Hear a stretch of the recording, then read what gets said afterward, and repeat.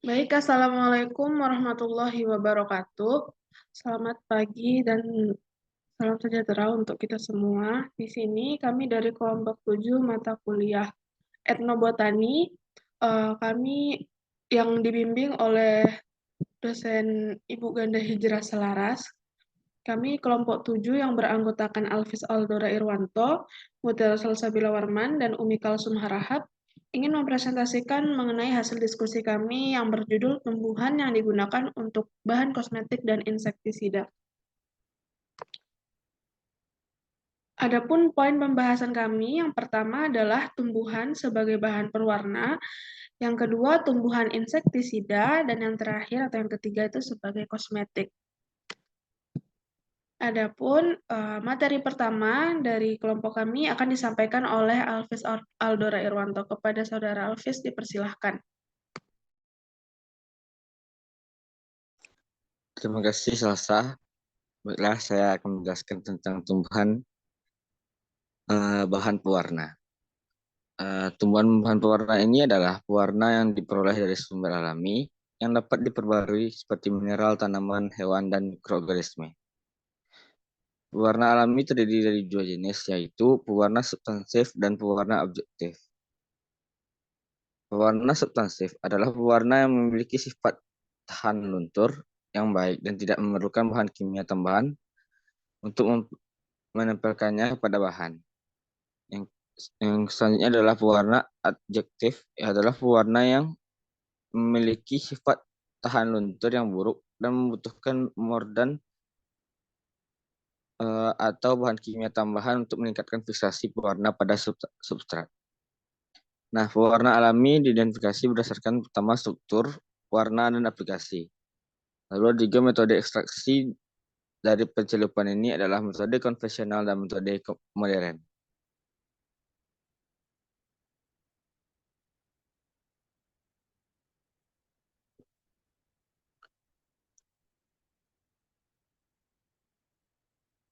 Nah, tumbuhan bahan pewarna. Struktur dasar yang mengklasifikasi jenis pewarna alami adalah flavonoid, tanin, alkaloids, indigols, quinin, klorofil, dan karotenoid.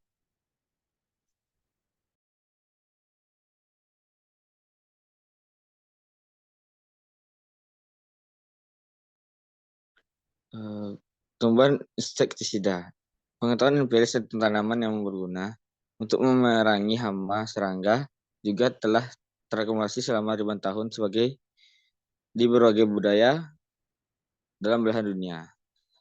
Daun mimba India atau Asafoetida indica ajus telah digunakan di India dan negara-negara tetangga untuk mengendalikan serangga pada biji-biji makanan, pakaian, dan lain-lain sejak zaman Weda atau 1500 sebelum Masehi.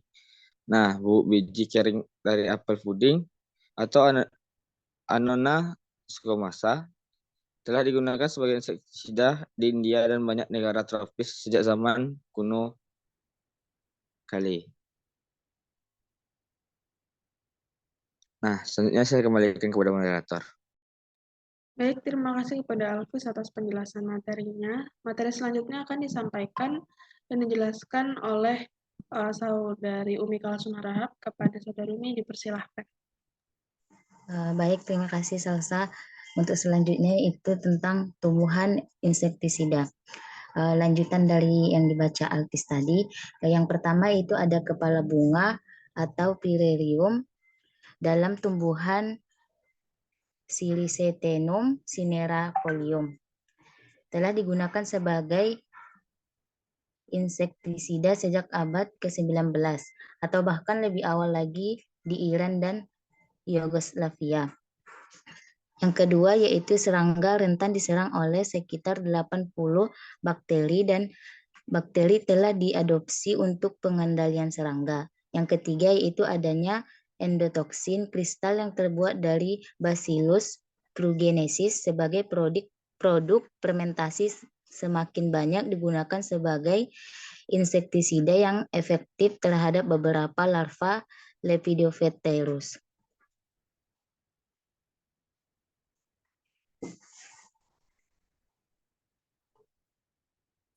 Selanjutnya yaitu famili tumbuhan yang dapat berfungsi untuk insektisida. Yang pertama ada Acanthaceae, yang kedua Agapanceae, yang ketiga ada Annonacea, yang keempat yaitu ada Apocynaceae, yang kelima ada Liliaceae, yang keenam ada Araceae, yang ketujuh ada Aristoliaceae, yang kedelapan ada Lysopodiaceae, yang kesembilan ada Asclepiadaceae, Balanitaceae, Lamisaceae, ada Lauraceae, ada Leguminosae, ada Liliaceae, Loganiaceae, dan yang terakhir ada Lycopodiaceae.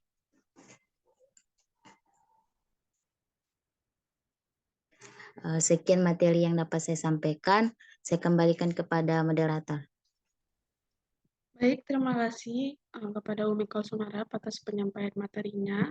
Materi selanjutnya mengenai tumbuhan sebagai bahan kosmetik yang akan saya jelaskan. Kosmetik ini terbagi menjadi dua jenis, yaitu kosmetik sintetis dan kosmetik alami. Kosmetik alami berupa ramuan yang tersusun dari tumbuh-tumbuhan, dibuat dan diwariskan melalui tradisi nisan di Indonesia.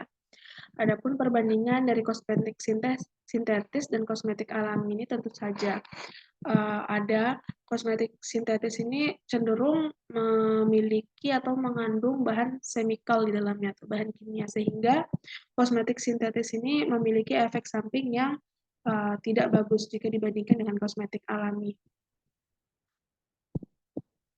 Berdasarkan penelitian Istiqomah pada tahun 2021, terdapat beberapa tumbuhan yang dimanfaatkan oleh masyarakat Desa Batujai, Kabupaten Lombok Tengah sebagai kosmetik alami, antara lain buah kelapa, Toko Nucifera, dan kemiri atau Alurites mollucanus sebagai minyak rambut.